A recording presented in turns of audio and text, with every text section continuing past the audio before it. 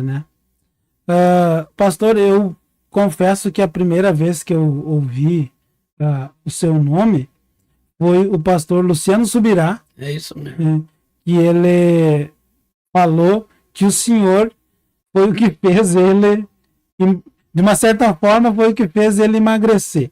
O que que o senhor disse para ele? O que que o senhor contou que o senhor fez para ele tomar uma mudança, uma atitude tão radical e ter essa mudança tão radical nos seus hábitos alimentares, né? O pastor Luciano. Tem um versículo na Bíblia que me chama muita atenção, Salmo 119, versículo 96. Lá tá assim: toda perfeição chega ou tem o seu limite. Toda perfeição. Aí bota um pontinho, uma vírgula, mas os mandamentos do Senhor são ilimitados. Então, por mais que a minha fé alcance a perfeição e chega ao limite dela, eu tenho mais. Eu tenho o ponto e a vírgula. Então, de repente, naquele dia, eu ouvia falar em Luciano Subirá, mas não conhecia pessoalmente. Sim. E eu fui convidado para um congresso em São Paulo. Eu não morava em São Paulo, eu estava vindo da Europa. E naquele dia, ele pregou, depois eu que ia pregar, e eu, um jantar, me parece, e de repente ele estava na minha frente, fez um pratão, encheu um pratão bem alto, e eu peguei, botei umas coisinhas, ele olhou para mim e falou assim: "Ei, pastor, tá se cuidando." Eu falei: "O senhor tá se matando." Vou lhe explicar uma coisa. Aí contei uma situação que eu tive uma morte clínica. Mas não era porque eu comia muito, porque eu não comia. O meu era o contrário. Cheguei um tempo viajando Brasil, Europa, Ásia e outros continentes. Meu relógio biológico ele não funcionava mais, não dormia, não tinha fome. Desconfigurou o relógio biológico. Desconfigurou e veio a morte clínica. Eu expliquei a ele, ele ficou olhando para mim, né? E naquele dia ele saiu para mudar. E mudou, né? Ele esteve aqui 2 vezes e numa última vez ele trouxe uma calça de quando ele vestia, né? Hoje ele cabe dentro de uma perna daquela calça. Ele né? Tava bem grossão. Tava. Eu lembro dele, conheci ele também antes. Ele era bem reforçadinho. Agora ele faz academia. Mudou totalmente, né? Escreveu um livro sobre o corpo, né? Sobre o corpo. Li o livro dele. Sobre o jejum também tem o livro dele. Ver como a importância, né, do cuidado com a saúde. O que Jesus falou comigo quando eu tive a morte clínica, eu saí do corpo, vi o meu corpo, vi os médicos tirando a aliança, tirando a aparelhagem, e deu óbito. Uhum. O documento falou para minha esposa: o seu Paulo entrou em óbito, não tem mais jeito. E eu fiquei fora do corpo, vendo o meu corpo, e Jesus chegou e falou assim: "Paulo, você viu o que você fez com o seu corpo? O que você faz é suicida. Homens como você eu queria usar na terra. Alguns têm um problema neurológico gravíssimo, outros inutilizados e outros mortos como o seu corpo. Como a Eva estava em cima do meu corpo, batendo no peito, falando: os meninos é pequeno, não sei o quê." Jesus falou: "Paulo, volta lá e diz para Eva, você vai voltar." Eu entrei no corpo. Vou voltar isso 3 vezes. Até que na última vez ele me liberou para viver mais um pouco na Terra. Isso me impactou bastante também. Essa frase, vamos dizer assim, né? Homens como você, eu queria usar muito na Terra, mas eles acabam se suicidando, interrompendo. Com garfo ou sem garfo. De muitas formas, né? E outra questão que me trouxe luz e uma outra forma de ver a questão da vida e da morte do cristão é sobre o texto que diz preciosa, que a gente entende Isso mesmo. errada, ou entende de forma errada, vamos dizer assim, errônea, né? Preciosa aos olhos de Deus a morte do justo, né? Quando Quando o justo morre dentro da justiça no tempo certo. Quando Deus tem que antecipar a morte do justo, Deus não se agrada disso. Ele tem que antecipar, senão ele perde o cara. Quando ele tem que dar longevidade de vida, ele dá pelo um propósito. Quando ele recolhe, não é pelo propósito. Então, por isso que a Bíblia diz, nesse Salmo 116, você falou, preciosa é a vista do Senhor a morte do justo, quando ele cumpre todos os desígnios de Deus na terra, sem causar escândalo, sem diminuir nem aumentar, e viver uma vida ampla, cheia do Espírito Santo. Isso é precioso. veja só, alcança esse conceito, vamos dizer assim, de precioso é quando ele cumpre cumpre o propósito, tempo de vida, permanecendo dentro do propósito, não se desviando do propósito. Muito interessante. Eu vi alguém falar dizendo que o texto diz custosa, né?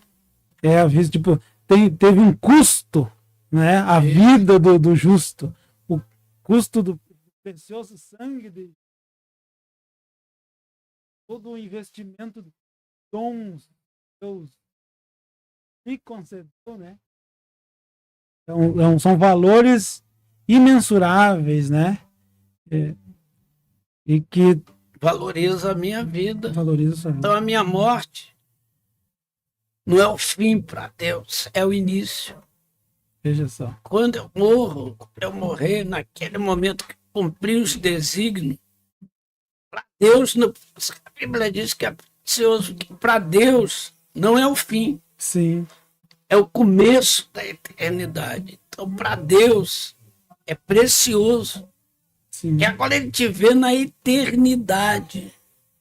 Pra sempre. Você não vai ter mais tribulação, angústia, medo, depressão, ansiedade, perda, derrota. Acabou tudo. Sim. Precioso demais. É. E cumpriu o propósito do filho dele, que veio para te comprar, te resgatar das trevas para a luz e te transportar para o reino da luz do amor. Então, ele conseguiu te libertar e te transportar para o lugar celestial. Que coisa rica. Mas riquíssima, né, pastor? A nossa compreensão, né, deveria ser iluminada, nossa mente deveria ser iluminada com essa compreensão, né, da importância da vida, né, o valor da vida. Nós somos comprados, né, por um precioso sangue, por um preço impagável, Imerecível, né? Nós Imerecível. merecemos. Mas Deus, quando fez o homem, Deus usou duas coisas dele. Primeiro, a digital. Pegar o barro, Sim, amassar e fazer o boneco. Segundo, soprar na narina, o hálito dele. A estrutura dele está dentro do homem. Toda a estrutura. divino. Você pegar o seu hálito, vai em laboratório, ele te dá toda a sua história de vida. Doenças que você teve, doenças que tem, doenças que poderão existir. Então, Deus fez o homem perfeito. O tema na língua original é ruar. O hálito. Sim, o hálito de Deus. Uhum. A presença. Então, o homem tem a estrutura de Deus dentro dele.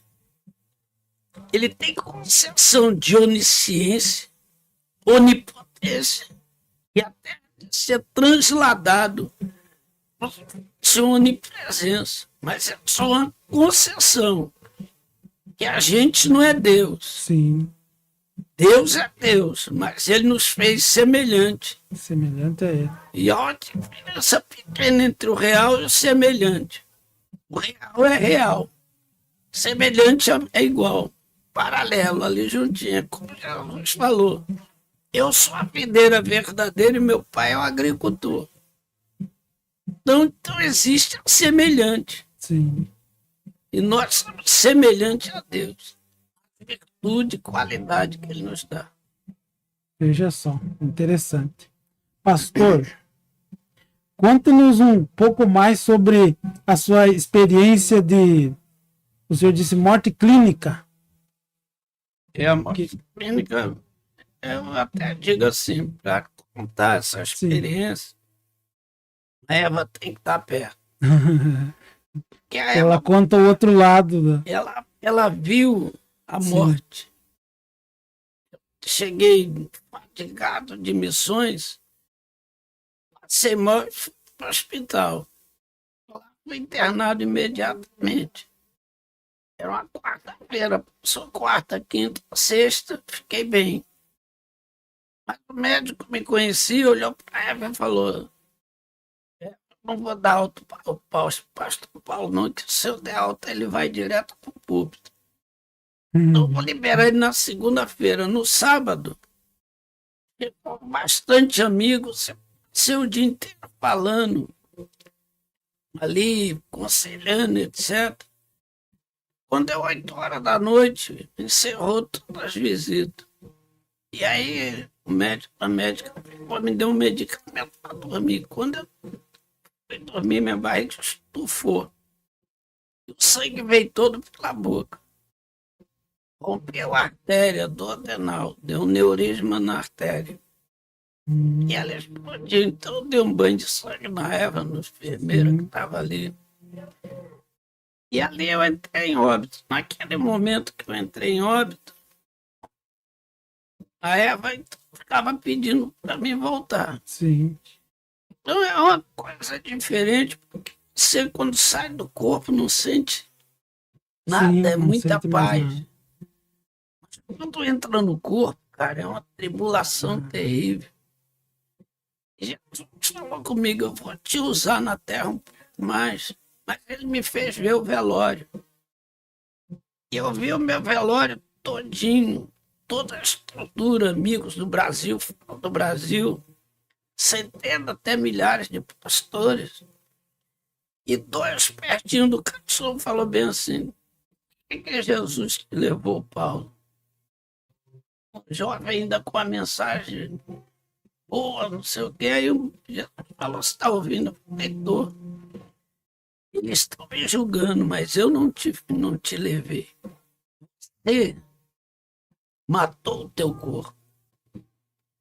Então agora eu vou te usar mais um pouco na terra. Vai lá e fica lá. Eu entrei no corpo.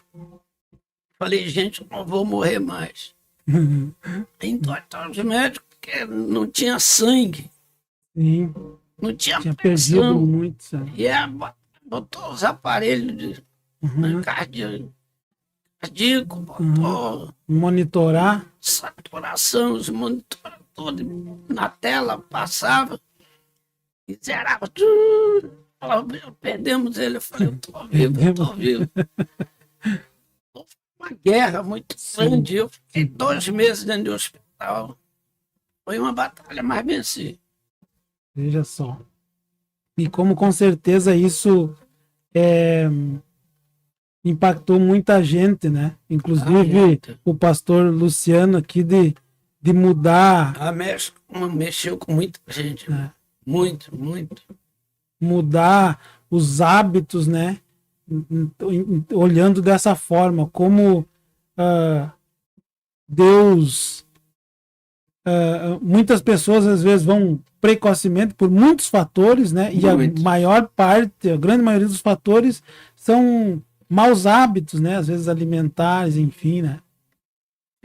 Ele me deixou bem claro que é isso. Não é ele que mata, é o homem que morre. Veja só. Se pinta e ele vai morrer. Diz: Deus levou. Não, Deus não levou, Deus permitiu. Até para não perder aquela pessoa, porque o caminho que ele estava pegando era arriscado. Eu, no meu caso, eu voltei, mas nem todos voltam, Então tem né? essa chance, né? Chance aí. Então, certo, é cuidar do corpo, Da alimentação. alimentação, descanso, repouso certo. E agora, por exemplo, eu estou pregando desde o começo do ano sem parar. Praticamente todos os dias minha voz está indo embora. Eu tenho que parar, resolver minhas cordas vocais, como é que estão. Depois daquela morte clínica, algumas sequelas ficaram no tremor.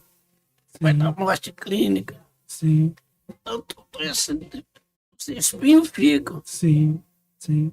Houve um quadro clínico de morte, né? Não ficar nenhuma sequela De seria. 8 horas da noite, 6 da manhã, morto, Até não ficou sequelas, né? como se fosse nada. É Entendeu? verdade. O senhor falando aí, me vinha à memória a história do machado, né? De Eliseu, é Eliseu, né? Eliseu. É. Alguém falou um dia que talvez se tivesse parado e feito a manutenção, não teria perdido o machado, né? Mas não parou. Não precisaria de um grande milagre, né? Às vezes a gente precisa de alguns milagres, a gente precisa. Porque a gente passa do limite.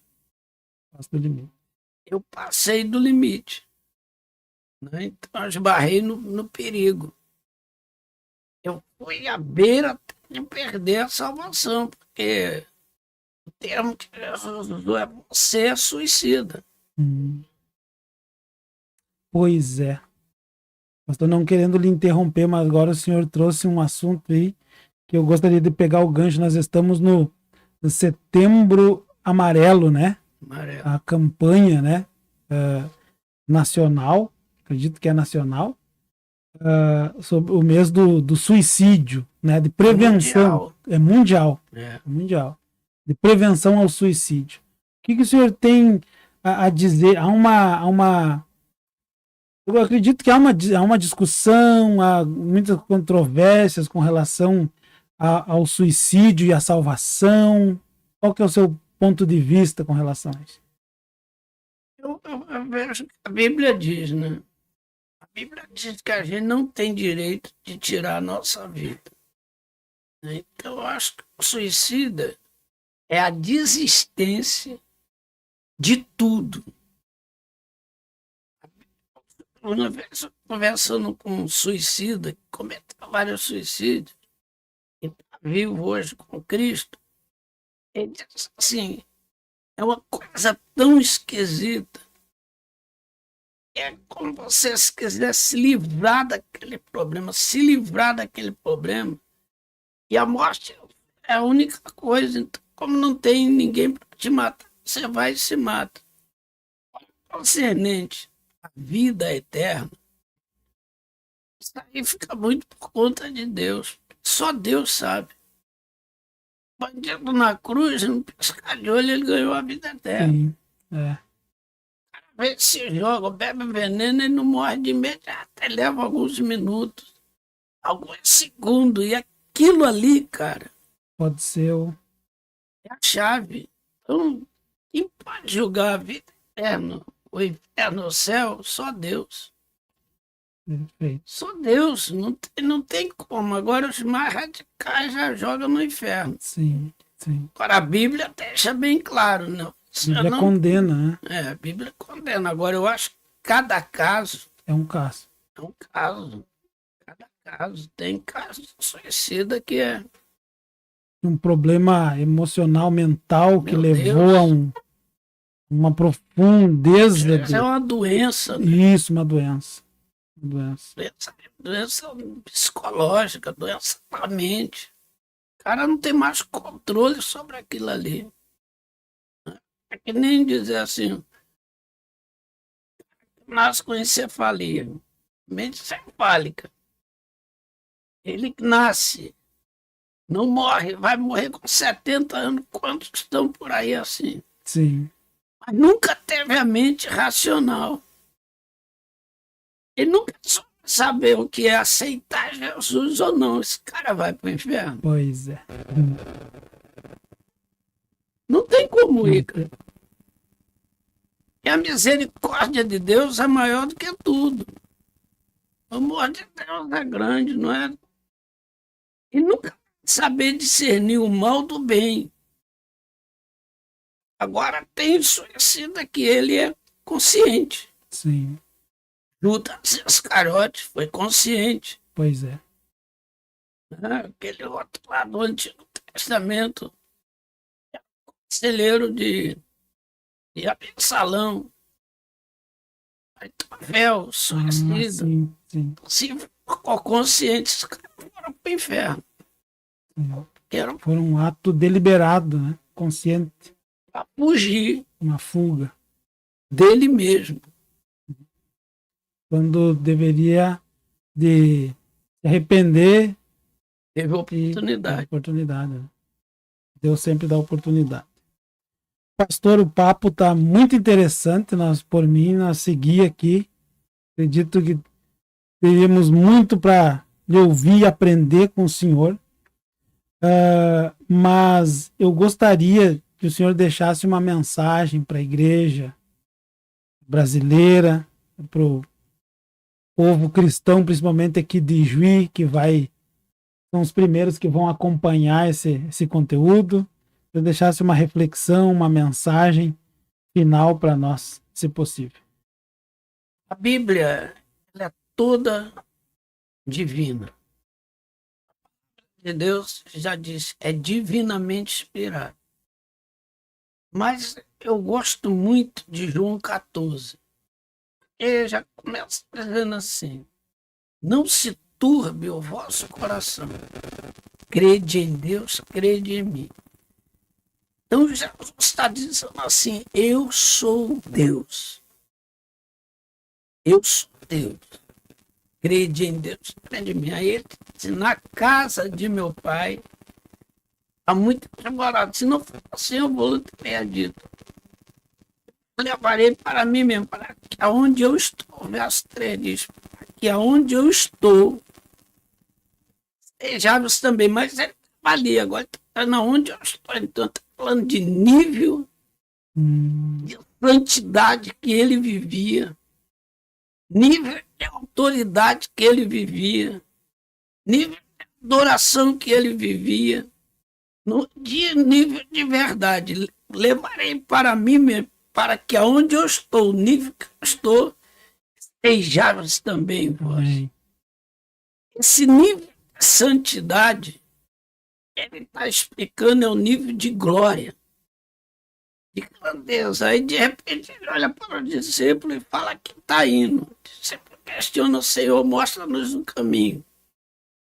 Ele olha no verso 5 e diz: eu sou o caminho, eu sou a verdade, e eu sou a vida. Ninguém vem ao Pai senão por mim. Ele está falando do tabernáculo, da estrutura do tabernáculo de Moisés, quando ele, no capítulo 27, 26, o melhor, do Êxodo, verso 37, Deus diz assim: Moisés faz 5 colunas para cobrir o propiciatório, a tenda. 5 colunas para acender, para você chegar no átrio, no santo e no santíssimo lugar. Deus está dizendo: eu sou o caminho, ele está dizendo: eu sou o átrio. Eu sou a verdade, ele está dizendo: eu sou o santo. Eu sou a vida, ele está dizendo: eu sou o santíssimo lugar. Você tem que passar por essas 5 colunas. A coluna da submissão, ser submisso à palavra, aquilo que é lei, seu domínio de governo, submeter às ordens, aos princípios, não quebrar regras, lei de nada, ser humilde, segunda coluna, humildade, se mostrou humildade, humildade, bem-aventurados os humildes de espírito, porque deles é o reino dos céus. Ser obediente, obedecer a coluna da obediência, viver uma vida de obediência aos princípios morais, éticos, sociais. Santidade, viver uma vida de santidade, separado dos pecados, longe da podridão e adorador. E adorar essas 5 colunas aqui me faz acessar o santo, o átrio, o santo e o santíssimo lugar. Jesus disse, eu sou o caminho, a verdade, eu sou a vida, ninguém vê ao Pai. Ele cumpriu os 5 requisitos. Se eu cumpro, eu passo por ele. Pelo filtro e acesso aquilo ali. Então eu deixo essa palavra para o ouvinte entender que Jesus é o caminho, a verdade e a vida. Amém. E ensinamento maravilhoso, né? Para que aonde eu estou dizendo, né? Esse é o caminho para a gente acessar esse nível, podemos dizer assim. É o nível de humildade que ele tinha, né? Eu sou. Aonde eu estou, estejavos também. Não é para onde eu vou. A gente acha que é para onde, né? Que é para onde ele iria. Não é onde ele está. E ele estava presente ali, né? João 7, 34, diz assim para os seus mestres que estavam atacando ele, etc. Ele diz assim: aonde eu estou, vós não podereis vir. Para aquele lá ele está dizendo: aonde eu estou, vós não poderão vir. Olha que coisa. Porque não há em vocês humildade, submissão, obediência, santidade e adoração. Não há em vocês.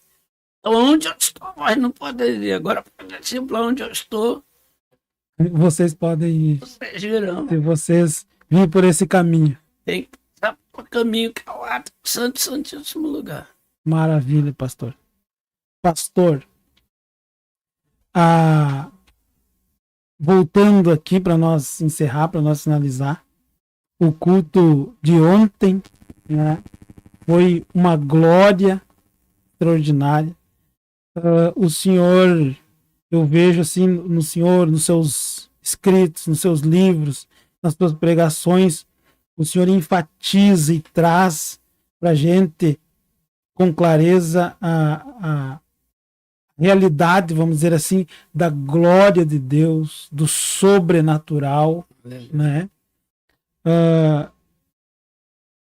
Parece-me, talvez seja só impressão minha, que a igreja, aqui falando de nós aqui no Sul, né? Nós, nos últimos anos, a gente se encaminhou para um distanciamento, parece-me, dessa esfera espiritual do sobrenatural. Começou a ser muito questionado o sobrenatural, né? E parece que as gerações, as novas gerações, se criaram um pouco aquém, fora, né, dessa realidade sobrenatural. Qual seria o seu conselho para mim, para nós, para nossa geração, para que a gente acesse essa esfera sobrenatural e viva o sobrenatural, entenda e viva de maneira, como que eu vou dizer assim, natural. É verdade. Maneira natural, simples, né? Porque o evangelho, ele é simples. O evangelho é simples, só é de Deus, é poderoso. Então o evangelho sem sinais, ele é religião. Quando ressuscitou, ele disse assim, de todo mundo, e pregar o evangelho a toda criatura. Aquele que crê será salvo, que não crê está condenado. E estes sinais seguirão os que creem. Em meu nome falarão novas línguas, estarão demônios. o bebê, o mel contra a mortífera não fará dano a alguns. E as mãos dos enfermos eles serão curados. Então, sobrenatural para a gente viver naturalmente. Porque é um mandamento. Sim. A geração que ficou aí para trás, na frente da minha, então ela não foi bem comunicada. E isso gerou uma insegurança. Porém, agora nós estamos vivendo a geração da renovação divina. A igreja está sendo reformada de um modo muito singular. Lá no livro de Cantares, capítulo 6, versículo 10, diz assim: quem é essa que aparece como a alva do dia? Ou no dia do Pentecostes, quando ela nasce na língua de fogo. O dia amanhece, ela é cheio de proposta. Você levanta cheio de pensamento que vai dar certo, que não vai dar certo. Então ali a alva do dia era a igreja no começo. Cego enxergando, muito falando, milagres e milagres, muitos estão se convertendo. Aí veio o casamento da fé romana com a fé cristã. A igreja se deixou ser envolvida. Chamada Era Negra da igreja. No versículo diz assim: quem é essa que aparece como a alva do dia, formosa como a lua? Então, mesmo ela mergulhada na escuridão, ela tem a formosura da lua. A lua cheia, quanto mais escura for a noite, mais limpa e mais límpida é a lua. Então, quanto mais perseguiram a igreja, mais límpida ela vai ficando. Aí chegou ano 1500, Deus chamou um homem chamado Martim Lutero, um alemão, padre, criou uma tese com 4 pontos: só Cristo, só Bíblia, só fé e só graça. Então, em Sul vocês têm muita igreja luterana. A história dos luteranos mudou aquele tempo. O Calvino, João VI, melhorou as teses, fugiu para Suíça, para Genebra, e construiu a igreja presbiteriana. E começou a surgir homens, Savonarola, Spurgeon, Sturgeon, né? Homens cheios do poder de Deus, e levantar a igreja debaixo do poder, porque ela saiu da alva para a lua, da lua para o sol do meio-dia, na reforma de Lutero. E a igreja cresceu até chegar aos Wesley. 200 anos atrás, o Wesley chegou e abriu o ministério pentecostal, de onde surgiu as assembleias, etc. Então veio um movimento grande. A última parte do versículo diz assim: como um exército imponente com bandeira. Então lá foi alva do dia, foi lua, foi sol, e hoje é um exército imponente. Ninguém coloca a igreja embaixo da terra mais. Se a igreja evangélica no mundo se reunir, ela muda a história do mundo. A igreja evangélica no Brasil deseja hoje eleger o presidente, ela elege. Ela está entre 40% a 70% de brasileiros cristãos. Uns fortes, os mais fracos, mas creem em Jesus. Sim. A igreja hoje é um exército cheio de vida e de vigor. Então, 6:10 diz isso. Amém.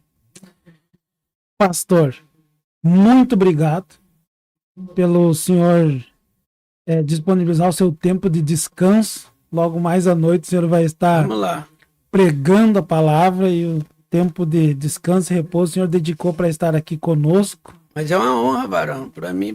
Ver e ouvir falar de Jesus é melhor. Ainda que eu tô rouco, eu queria estar com uma voz boa para poder pensar melhor aqui, explicar melhor algumas coisas que vem na minha mente, mas a voz não está permitindo. Pois é, e o senhor precisa descansar a voz, porque ainda hoje o senhor vai usar ela Bem forte. muito, né? Bem Lá forte. a gente pula, né? Verdade. Muito obrigado, pastor. É uma honra lhe conhecer, poder estar junto com o senhor, ter esse tempo de mesa. Para mim, esse tempo é valioso e com o senhor tem sido valioso muito mais ainda. Que Deus, graças a Deus, que Deus lhe concedeu esse tempo de vida Amém. mais e que o senhor pode estar aqui, nós podemos estar aqui, Amém. eu junto com o senhor, sendo enriquecido pelos seus ensinamentos. Que Deus lhe conceda ainda bons anos de vida com saúde, perfeição física e lucidez para o senhor ainda comunicar ainda mais a palavra de Deus para as novas gerações. Deus abençoe, pastor. Muito obrigado mais uma vez. Valeu, muito obrigado. Eu que agradeço e deixo que eu sou um Jesus. Ele é soberano nos céus e na terra. E ele está aqui com a gente. Amém.